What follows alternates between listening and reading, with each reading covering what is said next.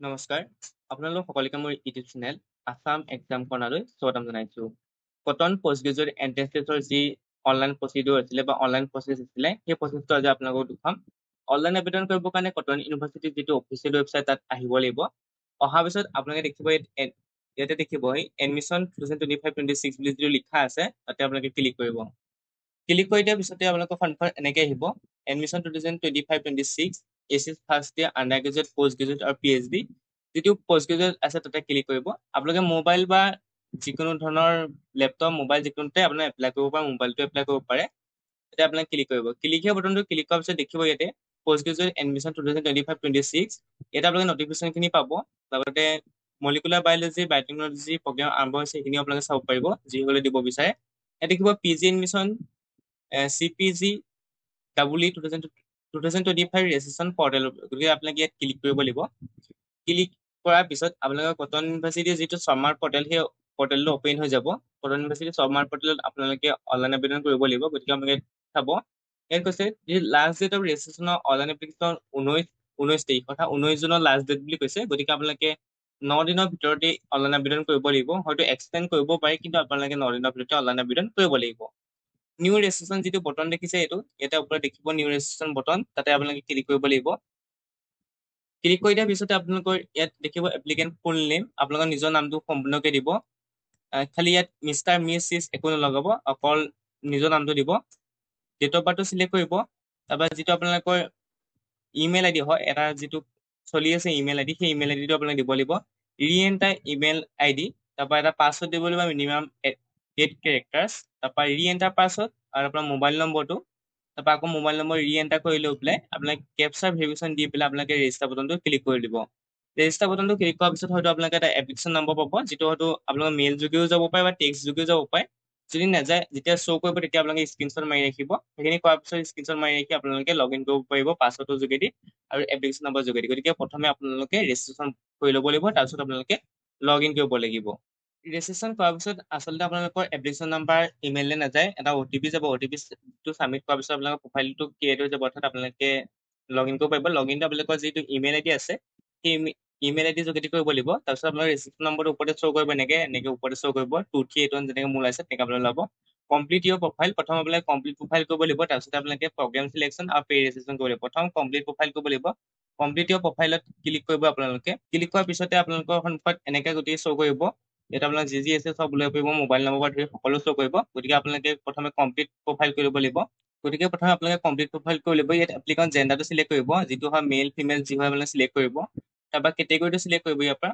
OBC NCL যি হয় আপোনালোকে চিলেক্ট কৰিব আপোনালোকে ইয়াত দেখিছে NCL প্ৰয়োজন হ'ব যিসকল OBC আছে তেওঁলোকৰ কাৰণে NCL লাগিব general EWS ST hills ST plain যি হয় আপোনাৰ কেটেগৰীটো উল্লেখ কৰিব তাৰপৰা মেৰিটেল ষ্টেটাছটো আপুনি ইয়াৰ পৰা উল্লেখ কৰিব মেৰিট আনমেৰিট যি হয় উল্লেখ কৰিব তাৰপৰা চিলেক্ট গ্ৰুপ অৰ্থাৎ ব্লাড গ্ৰুপটো চিলেক্ট কৰিব লাগিব O পজিটিভ O নিগেটিভ যি হয় আপোনালোকে চিলেক্ট কৰিব তাৰপৰা আপোনালোকৰ নিজৰ নিজৰ যিটো ব্লাড গ্ৰুপ আছে চিলেক্ট কৰিব are you citizen of India yes হ'লে ইয়েছ ন' হ'লে ন' আপোনালোকে উল্লেখ কৰিব যদি ইয়েছে ন' নাথাকে তাৰপৰা ৰিলিজিয়নটো আপোনালোকে চিলেক্ট কৰি ল'ব হিন্দুজিম ইছলাম খ্ৰীষ্টান শিখ বুদ্ধিজিম যি হয় আপোনালোকৰ জৈনিজিম যি হয় আপোনালোকে দিব লাগিব আপোনালোকৰ নিজৰ যিটো ধৰ্ম হয়তো আপোনালোকে উল্লেখ কৰিব তাৰপিছত আহিলে আপোনালোকৰ প্লেচ অফ বাৰ্থ তাৰপৰা কাণ্ট্ৰি চিলেক্ট ষ্টেট যি হয় আপোনালোকে চিলেক্ট কৰিব নিজৰ ভিলেজ স্থানতে গাঁওখন নামটো উল্লেখ কৰিব কাণ্ট্ৰি উল্লেখ কৰিব ইয়াৰ পৰা আপোনালোকে ইয়াৰ পৰা চিলেক্ট কৰিব ইণ্ডিয়াই তাৰপিছত আপোনালোকৰ আছাম চিলেক্ট কৰিব ইয়াৰ পৰা তাৰপৰা আহিলে আপোনালোকৰ ডিষ্ট্ৰিক্টটো নিজৰ ডিষ্ট্ৰিক্ট আপোনালোকে ইয়াত লিখিব লাগিব নিজৰ ডিষ্ট্ৰিক্টটো আপোনালোকে ইয়াত লিখি দিব তাৰপৰা ফেমিলি ডিটেইলছত আহিব আপোনালোকৰ ফেমিলি ডিটেইলছত আহিব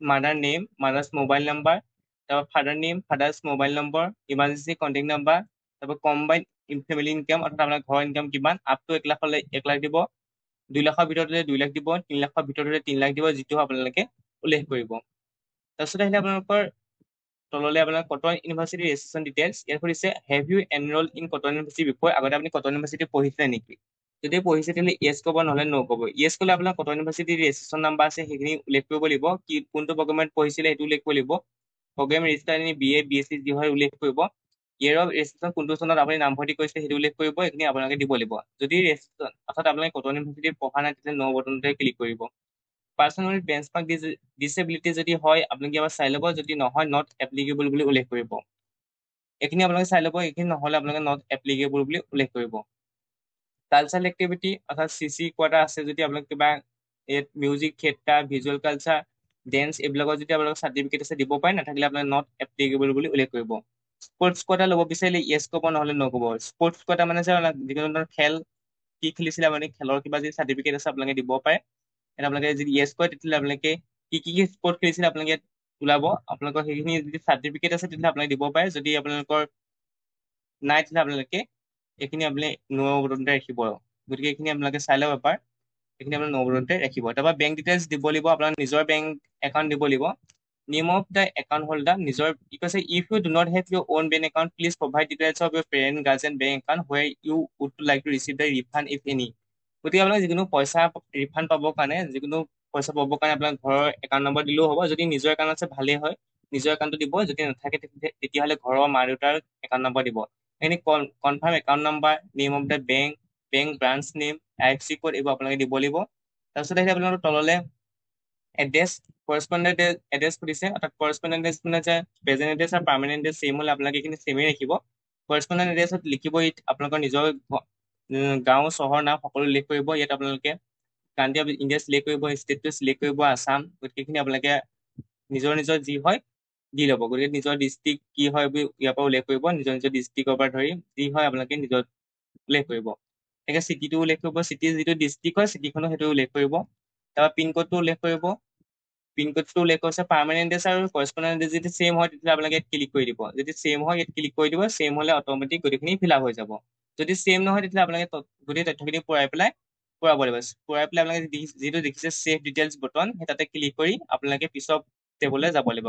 গতিকে এইখিনি ভালদৰে ফিল আপ কৰি এবাৰ চাই ল'ব, যাতে ভুল নহয় সেইটো মনত ৰাখিব। ভুল মানে ছেভ ডিটেইলছ কৰাৰ আগত এবাৰ ভালদৰে চাই ল'ব, চোৱাৰ পিছতে আপোনালোকে নেক্সট পেজলৈ যাব। গতিকে প্ৰথমতে এইখিনি ভালদৰে এবাৰ চাই ল'ব। তাৰপিছত আহিলে আপোনালোকৰ এনি ইয়াৰ গেপ আছে নি সুধিছে। যদি গেপ আছে আপোনালোকে দিব, ইয়েছ ক'ব। যদি নাই আপোনালোকে এইটো নৰাখিব। হয়তো গেপ আপোনালোকৰ 3 বছৰতকৈ সৰ্বাধিক গেপ থাকিব নালাগিব। সেইটো কটন ইউনিভাৰ্চিটিয়ে উল্লেখ কৰিছে যে 3 বছৰ বেছি গেপ থাকিলে আপোনালোকে এন্ট্ৰেন্স এক্সাম দিব নোৱাৰিব। NCC চাৰ্টিফিকেট থাকিলে ইয়েছ ক'ব, নাথাকিলে ন ক'ব। যদি আছে দি দিব, নাথাকিলে ন ক'ব। NSSত অংশগ্ৰহণ কৰিছে যদি ইয়েছ ক'ব, নহ'লে ন ক'ব। আগতে যদি NSS কেম্পত অংশগ্ৰহণ কৰিছে তেতিয়াহ'লে ইয়েছ ক'ব, নহ'লে ন ক'ব। Have you participate in sports extra curricular activity, আগতে আপুনি পাৰ্টিচিপেট কৰিছে, যদি কৰিছে ইয়েছ ক'ব, নহ'লে ন ক'ব। তাৰপৰা are you ward of university employ, অৰ্থাৎ আপোনালোকৰ কটন ইউনিভাৰ্চিটি কোনোবাই মা দেউতাই কোনোবাই কাম কৰে নি, যদি কৰে ইয়েছ ক'ব, নহ'লে ন ক'ব। এইখিনি আপোনালোকে ভালদৰে ফিল আপ কৰি ল'ব, কাৰণ আপোনালোকে এইবোৰ যেতিয়া আপোনালোকে ক্লিক কৰিব ইয়াত আপোনালোকৰ চাৰ্টিফিকেট প্ৰয়োজন হ'ব। গতিকে এইখিনি দিওঁতে সাৱধান হ'ব। তাৰপৰা সুধিছে do you belong to Assam of state, এইটো ইয়েছ ক'ব। যদি আছামৰ বিলং কৰি ইয়েছ ক'ব, নহ'লে ন ক'ব। Are you Bharat scouts and guides, এইটো হয় যদি ইয়েছ ক'ব, নহ'লে ন ক'ব। তাৰপৰা হৈছে ডু ইউ এপ্লাই হোষ্টেল, আপোনাৰ যদি হোষ্টেলৰ প্ৰয়োজন আছে ইয়েছ ক'ব, নহ'লে ন ক'ব। তাৰপিছত এইখিনি যদি আগতে আপুনি কোনোবা এক্সামিনেশ্যনৰ পৰা আপোনাক মানে বহিষ্কাৰ কৰি থৈছে নি, যদি কৰি থৈছে ইয়েছ ক'ব, নহ'লে ন ক'ব। তাৰপিছত আহিলে were you punish for any misconduct, আপোনাৰ কিবা কাৰণে মিছ কণ্ডাক্ট কাৰণে এইখিনি আপোনাৰ নয়ে ৰাখিব, আপোনালোকে ইয়েছ কৈ নিদিব। তাৰপিছত এইখিনি আপোনালোকৰ ন ৰাখিব। যদি ইয়েছ হয় আপোনাক ইয়েছ বুলি ক'ব পাৰিব। তাৰপিছত আপোনালোকক সুধিলে লেংগুৱেজৰ কথা সুধিছে। লেংগুৱেজ আপুনি ইংলিছ কি কৰিব জানে, ৰিডিং ৰাইটিং স্পিকিং। যদি তিনিওটাই জানে তিনিওটাই ক্লিক কৰিব, মানে যিটো জানে সেইটোতে আপোনালোকে ক্লিক কৰিব। যদি আপুনি ৰিডিং আৰু ৰাইটিং কৰিব জানে কিন্তু ক'ব নাজানে তেতিয়াহ'লে এৰি দিব। যদি তিনিওটাই আপোনালোকে জানে তেতিয়াহ'লে তিনিওটাতে ক্লিক কৰিব। হিন্দী আপুনি কি কৰিব জানে, ৰিডিং ৰাইটিং যি কৰিব জানে আপোনালোকে ইয়াত উল্লেখ কৰিব। তাৰপৰা আদাৰ লেংগুৱেজৰ ক্ষেত্ৰত আপুনি আছামিজ ভৰাব পাৰে, আছামিজ লেংগুৱেজটো দি পেলাই ৰিডিং ৰাইটিং আপোনালোকে দি দিব পাৰে। আছামিজ লেংগুৱেজটো দি পেলাই ইয়াত আপোনালোকে ৰিডিং ৰাইটিং যিকোনো তিনিটা দি দিব। আৰু বেলেগ ভাষা জানিলে আপোনালোকে বেলেগ ভাষাৰ কাৰণে তললৈ আপোনালোকে আদাৰ লেংগুৱেজত ক্লিক কৰিব। এইখিনি দিয়াৰ পিছত আপোনালোকে যিটো নেক্সট বুটান আছে তাতে আপোনালোকে ক্লিক কৰিব। নেক্সট বুটানটোতে ক্লিক কৰিব। নেক্সট বুটানটো ক্লিক কৰাৰ পিছত আপোনালোকে আকৌ শ্ব' কৰিব যে এইখিনি আপোনাৰ শুদ্ধ হৈছে নে সুধিছে। যদি শুদ্ধ হৈছে তেতিয়াহ'লে আপোনালোকে তললৈ আহি পেলাই প্ৰচিড টু নেক্সট বুটানত ক্লিক কৰিব পাৰিব। প্ৰচিড টু নেক্সট বুটানত ক্লিক কৰাৰ পিছত আহিলে আপোনাৰ ডকুমেণ্ট আপলোডৰ পিছত আপোনালোকৰ প্ৰিভিউ আহিব। গতিকে ডকুমেণ্ট আপলোডৰ ক্ষেত্ৰত এইখিনি চাব। ইয়াত আপোনালোকৰ ফটো চাইজ 10ৰ পৰা 500 KB ভিতৰত হ'ব লাগিব। সকলো ডকুমেণ্ট ফটোৰ পৰা ধৰি ডিজিটেল ফটো হ'ব লাগিব, তাত ফটো চাইজ হ'ব লাগিব। ডকুমেণ্ট যিবোৰ আছে সেইবিলাক আপোনালোকৰ চাইজো এনেকৈ 10ৰ পৰা 500 KB ভিতৰত হ'ব লাগিব। আৰু ফটো JPG ফৰ্মত লাগিব। তাৰপৰা চিগনেচাৰো আপোনালোকৰ JPG ফৰ্মত। তাৰপৰা ইনকম চাৰ্টিফিকেট আৰু ৰেচন কাৰ্ড, যদি আপোনালোকৰ ৰেচন কাৰ্ড আছে ৰেচন কাৰ্ড দিব পাৰিব, নহ'লে ইনকম চাৰ্টিফিকেট থাকিলে ইনকম চাৰ্টিফিকেট দিব। PDF ফৰ্মেট বা JPG ফৰ্মত দিলেও হ'ব। PDFত দিলে বেছি ভাল। গতিকে আপোনালোকে ৰেচন কাৰ্ড থাকিলে ৰেচন কাৰ্ডখন দিব, ৰেচন কাৰ্ডখন নাই যদি ইনকম চাৰ্টিফিকেটখন দিব। ৰেচন কাৰ্ডৰ যিটো ফ্ৰণ্ট পেজ আছে আপোনাৰ ঘৰৰ সদস্যৰ নাম লিখা যি যি আছে তথ্যখিনি যে লিখা থাকে সেই ফ্ৰণ্ট পেজটো আপোনালোকে ধুনীয়াকৈ ফটো মাৰি আপোনালোকে PDF কৰি আপলোড কৰিব পাৰিব। Upload domicile certificate, address proof. এই ডমিচাইল চাৰ্টিফিকেট মানে এড্ৰেছ প্ৰুফ মানে হৈছে আপোনাৰ এড্ৰেছ প্ৰুফৰ কাৰণে হয়তো আপুনি যিকোনো ডকুমেণ্ট দিব পাৰে, হয়তো আধাৰ দিব পাৰে, যেনেকে ভোটাৰ ID দিব পাৰে, যিকোনো দিব পাৰে। যিটো এড্ৰেছ প্ৰুফৰ কাৰণে সুধিছে ইয়াত আপোনালোকে কৈ দিয়া নাই যে PRC লাগিব বুলি, বা ডমিচাইল চাৰ্টিফিকেটো ল'ব পাৰে। গতিকে আপোনালোকে এইখিনি আপোনালোকে এই 4টা অপশ্যনত আপোনালোকে কি কৰিব লাগিব, আপলোড কৰিব লাগিব।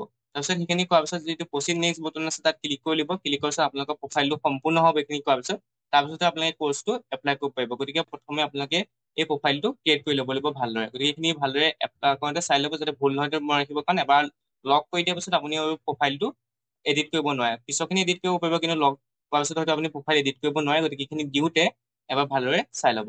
প্ৰফাইল কমপ্লিট কৰাৰ পিছত আপোনালোকৰ প্ৰফাইলটো লক কৰা হ'ব। লক কৰাৰ পিছত ডাইৰেক্ট আহিব আপোনালোকৰ প্ৰগ্ৰেম এপ্লাই কাৰণে। প্ৰগ্ৰেম এপ্লাই কাৰণে আপোনাক কোনটো প্ৰগ্ৰেম এপ্লাই কৰিব সুধিছে, বেচেলৰ ইয়াত আপোনাৰ যিটো মাষ্টাৰ ডিগ্ৰীৰ কাৰণে আহিছে এতিয়া পষ্ট গ্ৰেজুৱেট বুলি ৰেট কৰিব। চিলেক্ট প্ৰগ্ৰেম কোনটো এপ্লাই কৰিব আপুনি, master of anthropology, master of Arabic, Assamese যি হয় আপুনি নিজৰ যিটো কাৰণে আপুনি এন্ট্ৰেন্স এক্সাম দিম বুলি ভাবিছে সেইটো আপোনালোকে ইয়াৰ পৰা চাই ল'ব। নিজৰ যিটো কোৰ্চ হয় সেইটো আপুনি ইয়াৰ পৰা চাই ল'ব। চোৱাৰ পিছত আপোনালোকে ইয়াত এপ্লাই কৰিব পাৰিব। তাৰপিছত কোৰ্চটো চাই ল'ব। ইয়াৰ পৰা আপোনালোকে ইয়াত যিটো ডিপাৰ্টমেণ্ট আছে ডিপাৰ্টমেণ্টৰ যিটো ডিপাৰ্টমেণ্ট আছে সেইটো চিলেক্ট কৰি ল'ব। গতিকে আপোনালোকে এইখিনি এপ্লাই কৰিব। এইখিনি এটা কথা কৈ থওঁ, যিটো cotton university post graduate entrance টেষ্টৰ কোনো ধৰণৰ চেণ্টাৰ চিলেক্ট কৰিবলৈ নিদিয়ে। আপোনালোকে যিটো এন্ট্ৰেন্স এক্সাম আছে সেইটো কটন ইউনিভাৰ্চিটিতে গৈ দিবগৈ লাগিব। গতিকে আপোনালোকৰ কোনো ধৰণৰ ইয়াত এন্ট্ৰেন্স এক্সামৰ কাৰণে চেণ্টাৰ চিলেকশ্যন কৰিব নিদিয়ে। যিসকলে ভিডিঅ'টো সম্পূৰ্ণকৈ চাব তেওঁলোকে গম পাই যাব যে চেণ্টাৰ চিলেক্ট কৰিবলৈ নিদিয়ে বুলি। গতিকে আপোনালোকে গম পাব যে এইটোৱে যে আপোনালোকৰ যি কটন ইউনিভাৰ্চিটি এন্ট্ৰেন্স টেষ্ট পতা হয় সেইটো অকল কটন ইউনিভাৰ্চিটি কেম্পাছতে পতা হয়। গতিকে এন্ট্ৰেন্স এক্সাম দিবৰ কাৰণে আপোনালোকে কটন ইউনিভাৰ্চিটিত আহিব লাগিব। বেলেগ কোনো ধৰণৰ চেণ্টাৰ নাই। গতিকে আপোনালোকে কটন ইউনিভাৰ্চিটিত আহিলেহে এন্ট্ৰেন্স এক্সাম দিব পাৰিব। গতিকে আপোনালোকে প্ৰগ্ৰেম চিলেকশ্যন কৰি ল'ব। এনেকে প্ৰগ্ৰেম চিলেকশ্যন কৰাৰ পিছত প্ৰচিড বটনত ক্লিক কৰিব। প্ৰচিড বটনত ক্লিক কৰাৰ পিছত আহিলে আপোনালোকৰ এইখিনি আকৌ সুধিব হয় নহয় শুদ্ধকে। তাৰপিছত নেক্সট বটনত ক্লিক কৰিব। নেক্সট বটনত ক্লিক কৰাৰ পিছত আহিলে আপোনালোকৰ ক্লাছ 10 আৰু 12 আৰু গ্ৰেজুৱেশ্যনৰ ডিটেইলছ দিব লাগিব। ইয়াত সুধিছে ক্লাছ 10ৰ পাছিং ইয়েৰ, কোন চনত আপুনি ক্লাছ 10 পাছিং কৰিছিলে ইয়াত আপোনালোকে উল্লেখ কৰিব। যিটো চনতে পাছিং কৰিছিলে ইয়াত দেখুৱাই দিব। তাৰপৰা ক্লাছ 10ৰ পাৰ্চেণ্টেজ, ক্লাছ 10ৰ পাৰ্চেণ্টেজ আপুনি কিমান পাইছিলে, 70 পাইছিলে যদি 70 ৰাখিব। যি পাইছিলে মই 200 পৰা আনিছোঁ। ক্লাছ 10ৰ ডিভিজন কি আছিলে, ফাৰ্ষ্ট হ'লে ফাৰ্ষ্ট দিব। তাৰপিছত ক্লাছ 10ৰ স্কুলখনৰ নাম কি আছিলে সেইটো দি দিব আপোনালোকে। তাৰপৰা ক্লাছ 10ৰ বৰ্ড সেৱা যদি সেৱা দিব, যদি বেলেগ হয় বেলেগ দিব। ক্লাছ 10ৰ যিটো ছাবজেক্ট আছে ইয়াত আপোনালোকে 6টা ছাবজেক্টে ভৰাব লাগিব। যেনেকে আছামিজ আছিলে প্ৰথমত, আছামিজ, ইংলিছ সকলো আপোনালোকে কমা দি বহাই যাব লাগিব। জেনেৰেল যি আছিলে আপোনালোকৰ জেনেৰেল মেথছৰ পৰা ধৰি সকলো ভৰাব লাগিব। ইয়াত আপোনালোকে জেনেৰেল মেথছ বুলি ভাব, জেনেৰেল মেথামেটিক্স বুলি ভাব। মই 200 এনে দিছোঁ জেনেৰেল মেথছ বুলি। তাৰপৰা জেনেৰেল চায়েন্স সকলো আপোনালোকে ইয়াত এন্ট্ৰি কৰিব লাগিব। 6টা ছাবজেক্ট আপোনালোকে একাডেমিক্ৰমে গোটেইকেইটা ভৰাই ভৰাই গৈ থাকিব লাগিব। এই গতিকে 6টা ছাবজেক্ট ভৰাব লাগিব ক্লাছ 10ৰ ক্ষেত্ৰত। তাৰপিছতে ক্লাছ 12, ক্লাছ 12ৰ পাছিং ইয়েৰ কিমান সুধিছে, গতিকে আপোনালোকে দি দিব পাছিং ইয়েৰটো কিমান। তাৰপৰা ক্লাছ 10ৰ 12ৰ পাৰ্চেণ্টেজ কিমান, আপুনি কিমান পাৰ্চেণ্টেজ পাইছিলে সেইটো দি দিব। তাৰপৰা ক্লাছ 10ৰ ডিভিজনটো কিমান আছিলে, ফাৰ্ষ্ট ছেকেণ্ড যি পাইছিলে দিব এইটো। তাৰপৰা ক্লাছ 10ৰ বৰ্ডটো আপোনালোকে উল্লেখ কৰিব, কেপিটেল লেটাৰ দিব খালি, আছাম হায়াৰ ছেকেণ্ডেৰীটো। তাৰপৰা আহিলে ক্লাছ 10ৰ ইনষ্টিটিউচন নামটো দিব ইয়াত, আপোনালোকৰ নিজৰ কলেজখন নামটো বা স্কুলখন নামটো ক'ৰ পৰা আপুনি ক্লাছ 12 পাছ কৰিছে।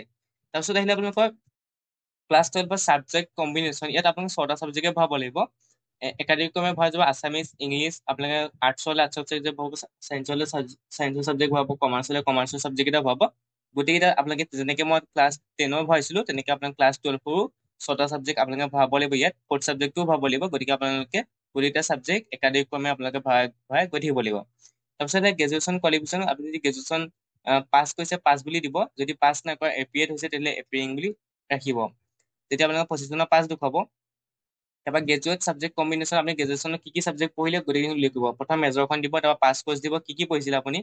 যদি অকল এখনে দিম বুলি ভাবিছে তেতিয়া মেজৰখন ৰাখিলেও হ'ব। যদি আপুনি নহয় পাছ কোৰ্চখনো পঢ়িছে যিহেতু, গতিকে আপুনি পাছ কোৰ্চখনো দিব পাৰে। আপোনালোকে ইয়াত আপোনাৰ মেজৰটোৰ লগতে পাছ কোৰ্চখনো উল্লেখ কৰিব। তাৰপৰা have you pass graduation with honours, আপোনাৰ যদি ছাবজেক্টটো অনাৰ্ছ হয় তেতিয়া য়েছ ক'ব, অনাৰ্ছ নহ'লে ন' ক'ব। যিটো আপোনাৰ CBCS হয়, CBCSৰ অনাৰ্ছে থাকে, গতিকে য়েছ বটনটো ৰাখিব। পাছ কৰিলে আপোনাৰ পাছিংখনটো দি দিব, যদি পাছ কৰিছে পাছিংখনটো দি দিব। তাৰপৰা গ্ৰেজুৱেশ্যনৰ অনাৰ্ছ ছাবজেক্টটো কি আছে, আপুনি অনাৰ্ছ কিহত লৈছিলে, গতিকে অনাৰ্ছ ছাবজেক্টটো উল্লেখ কৰিব। ইয়াত কি যিটো ছাবজেক্টত আপুনি মানে মেজৰ লৈ পঢ়িছে মানে। তাৰপৰা আপুনি ক'ৰ পৰা পাছ কৰিছে, যি ইউনিভাৰ্চিটিৰ পৰা পাছ কৰিছে উল্লেখ কৰিব, ইউনিভাৰ্চিটিখনৰ নামটো সম্পূৰ্ণকৈ দিব। তাৰপৰা গ্ৰেজুৱেশ্যন কলেজখনৰ নামটো উল্লেখ কৰিব, আপুনি গ্ৰেজুৱেশ্যনখন কলেজ কটন ইউনিভাৰ্চিটিৰ পৰা যদি পাছ কৰিছে কটন ইউনিভাৰ্চিটি দিব, যদি আদাৰৰ পৰা পাছ কৰিছে আদাৰ দিব। এটা আপোনাৰ গ্ৰেজুৱেশ্যনৰ কলেজখনৰ নামটো উল্লেখ কৰিব, কোনখন কলেজৰ পৰা আপুনি পাছ কৰিছিলে সেইটো আপোনালোকে ইয়াৰ পৰা দি দিব। মই নামটো পুট কৰি দিছো। গ্ৰেজুৱেশ্যন কোৰ্চ আপুনি কোনটো কোৰ্চ পঢ়িছিলে, বি এ যদি বি এ দিব, বি এছ চি হ'লে আপোনালোকে বি এছ চি দিব, ইয়াত আপোনালোকে নিজৰ কোৰ্চটো উল্লেখ কৰিব। তাৰপৰা গ্ৰেজুৱেশ্যন ডিভিজন যিটো উল্লেখ নাথাকে, যিটো পাছ কৰিলে পাছিং চনটো দিলে কিন্তু আপোনাক গ্ৰেজুৱেশ্যন ডিভিজন দিবলৈ আহিব। গতিকে আপোনালোকে তাৰপিছত ছেভ এণ্ড নেক্সট বটনত ক্লিক কৰি পিছৰ পৰ্যায়লৈ দিব লাগিব, আৰু শেষৰটো ষ্টেপ আপোনালোকৰ আহিব, যিটো শেষৰ ষ্টেপ হ'ব সেইটো আপোনালোকৰ আপলোড ডকুমেণ্ট আহিব। ডকুমেণ্ট দিব লাগিব, কি কি ডকুমেণ্ট দিব লাগিব দেখুৱাই দিম। গতিকে আপোনালোকে প্ৰথম এইখিনি দি ল'ব লাগিব, তাৰপিছত আপোনালোকৰ আপলোড ডকুমেণ্ট আহিব। গতিকে আপোনালোকে এইখিনি ভালদৰে দি ল'ব, যাতে ভুল নহয় সেইটো মনত ৰাখিব। তাৰপৰা এইটো আপোনালোকে এইটো ক্লিক কৰি ল'ব লাগিব, এতিয়া আপোনালোকে ক্লিক কৰিব। গতিকে আপোনালোকে এইখিনি ভালদৰে ফিল আপ কৰি দি ল'ব। ডকুমেণ্ট আপলোডৰ ক্ষেত্ৰত আপোনালোকৰ বেলেগ ডকুমেণ্ট দিবলৈ নাহে, যিহেতু আপোনালোকে পাছ কৰা নাই। গতিকে আপোনালোকৰ ক্লাছ 10 আৰু 12 ইয়াত কৰিছে scan both marksheet and certificate in single file, অৰ্থাৎ ক্লাছ 10 যিটো আপোনালোকৰ মাৰ্কশ্বিট আছে, যিখন চাৰ্টিফিকেট আছে, আৰু যিখন চাৰ্টিফিকেট আৰু মাৰ্কশ্বিট দুইখন একেটা পিডিএফতে দিব লাগিব আপোনালোকে। যিখন মাৰ্কশ্বিট আৰু চাৰ্টিফিকেট আছে একেটা পিডিএফতে দি পেলাই আপলোড কৰিব লাগিব। নে ক্লাছ 12 মাৰ্কশ্বিটখন আৰু চাৰ্টিফিকেটখন একেটা পিডিএফতে দিব লাগিব। কিন্তু আপোনালোকে যিসকলে পাছ কৰিলে, আগতে পাছ কৰিছে, 24 চনতে পাছ কৰিছে বা 25 চনত পাছ কৰিছে, তেওঁলোকে কিন্তু গ্ৰেজুৱেশ্যনৰ যি মাৰ্কশ্বিট আছে সেই মাৰ্কশ্বিটখন আপলোড কৰিব লাগিব। যিহেতু মই এপিএড বুলি দিলো, গতিকে এপিএড বটনটো দিয়া মতে আপোনাক কোনো ধৰণৰ চাৰ্টিফিকেট দিবলৈ অহা নাই। গতিকে আপোনালোকে চাৰ্টিফিকেট বা মাৰ্কশ্বিট দিবলৈ অহা নাই গ্ৰেজুৱেশ্যনৰ। গতিকে যিসকলে পাছ কৰিছিলে 24 চনতে, তেওঁলোকে কিন্তু মাৰ্কশ্বিট আৰু চাৰ্টিফিকেট হয়তো আপলোড কৰিব লাগিব। গতিকে আপোনালোকে সেইখিনি চাই ল'ব। যিসকলে পাছ কৰা নাই, অৰ্থাৎ এপিএড হৈছে ৰিজাল্ট অহা নাই 6 ছেমিষ্টাৰ, তেওঁলোকে এপিএড বটনটো ৰাখিলে আপোনালোকে একো ডকুমেণ্ট দিব নালাগে, মাত্ৰ দুটা ডকুমেণ্ট দিলে হ'ল, এইটো ক্লাছ 10 আৰু 12 মাৰ্কশ্বিট আৰু আপোনালোকৰ চাৰ্টিফিকেট। গতিকে এইখিনি আছিলে। এইখিনি কৰাৰ পিছত আপোনালোকৰ যিটো পেমেণ্ট আছে, যিটো পেমেণ্ট দিবলৈ আহে আপোনালোকৰ কটন ইউনিভাৰ্চিটিৰ কাৰণে যিটো পেমেণ্ট আছিলে, সেই পেমেণ্টটো দি দিব। ইতিমধ্যে কটন ইউনিভাৰ্চিটিক লৈ সবিশেষ মই ভিডিঅ' বনাই থৈছো, গতিকে সেই ভিডিঅ'টো চাই ল'ব কিমান পেমেণ্ট আছিলে। পেমেণ্ট কৰাৰ পিছত আপোনালোকে ছাবমিট কৰিব পাৰিব। ছাবমিট কৰাৰ পিছত আপোনালোকৰ যিটো এপ্লিকেশ্যন প্ৰচেছ আছে সেইটো ক্ল'জ হৈ যাব, অৰ্থাৎ আপোনালোকে ছাবমিট কৰিব পাৰিব যে এইটো কাৰণে আপোনালোকে এণ্ট্ৰেন্স এক্সাম দিবৰ কাৰণে এপ্লাই কৰিলে। যদি আপুনি বেলেগ বেলেগকে দিব বিচাৰিছে, বেলেগ বেলেগকে এপ্লাই কৰিব লাগিব প্ৰত্যেকটো ছাবজেক্টৰ কাৰণে। যিটো আপোনালোকৰ এপ্লাই কৰোঁতে যিটো অনাৰ্ছ ছাবজেক্ট থাকে সেইটো কাৰণে এপ্লাই কৰিব পাৰিব। যিটো এলিজিবিলিটি ক্ৰাইটেৰিয়াটো আপোনালোকৰ গ্ৰেজুৱেশ্যনত যিটো ছাবজেক্ট থাকিব সেইটো ছাবজেক্টৰ কাৰণে আপোনালোকে এপ্লাই কৰিব পাৰিব। গতিকে এইটো চাই ল'ব। গতিকে আপোনালোকে এইখিনি আছিল তথ্যখিনি Cotton university post graduate entrance টেষ্টক লৈ। গতিকে আপোনালোকে যদি ভিডিঅ' চাই উপকৃত হ'ল, লাইক কমেণ্ট শ্বেয়াৰ কৰিব, লগতে চেনেলটো ছাবস্ক্ৰাইব কৰি দিব। Thank U.